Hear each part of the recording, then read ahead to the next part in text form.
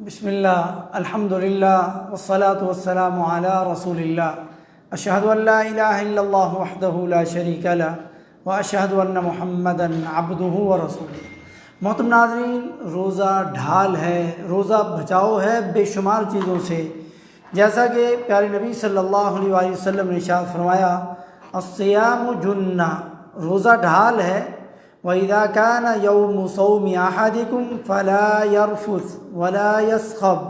وفي رواية وَلَا يَجْهَلْ فَإِنْ صَابَّهُ أَحَدٌ أَوْ قَاتَلَهُ فَلْيَقُلْ إِنِّي امْرُؤٌ صَائِمٌ۔ فرمایا روزہ ڈھال ہے،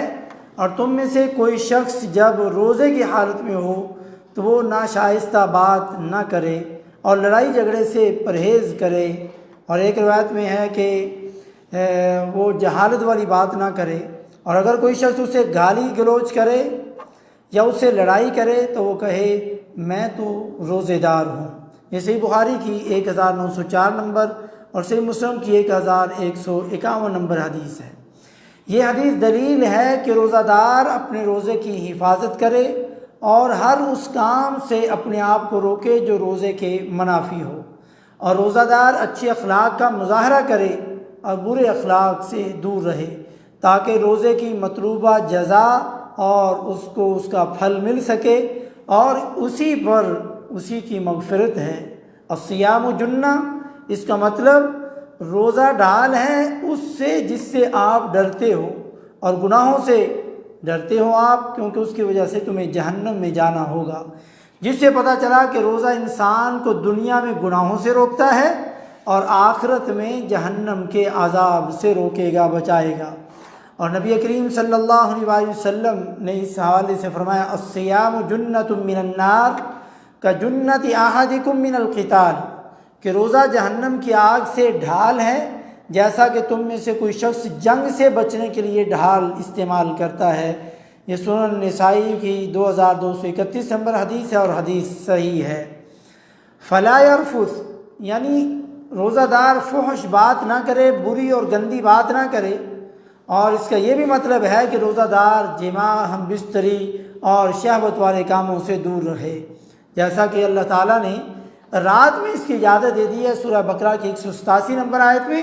احل لکم لیلۃ الصیام الرفث الی نسائکم ہن لباس لکم وانتم لباس لہن، کہ تمہارے لیے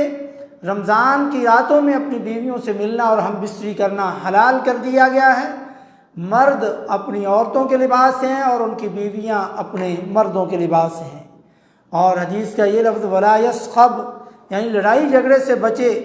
آوازیں بلند نہ ہونے پائیں کہ آپ کی کوئی بات سخت ہو گئی ہے تو آپ اتنی اونچی آواز سے لڑائی جھگڑے میں پڑ جائیں۔ روزہ ان چیزوں سے بچاتا ہے۔ اور جو دوسری روایت میں لفظ ہے ولا یجہل، یعنی جاہلیت والا کوئی کام نہ کرے کہ چیخ چیخ کر پکار کر کے جاہلانہ اور مجنونانہ طریقے سے آپ کی بات کریں، بلکہ آپ اتنا کہہ دیں فَلْيَقُلْ إِنِّي صَائِمٌ، میں تو روزے سے ہوں۔ تو یاد رکھیں، حقیقی روزہ وہ قبول ہوگا جو پیٹ کے بھوکے پیاسے رہنے کے علاوہ باقی اجزائے جسم کی حفاظت سے ہو، زبان کا جھوٹ بولنے سے،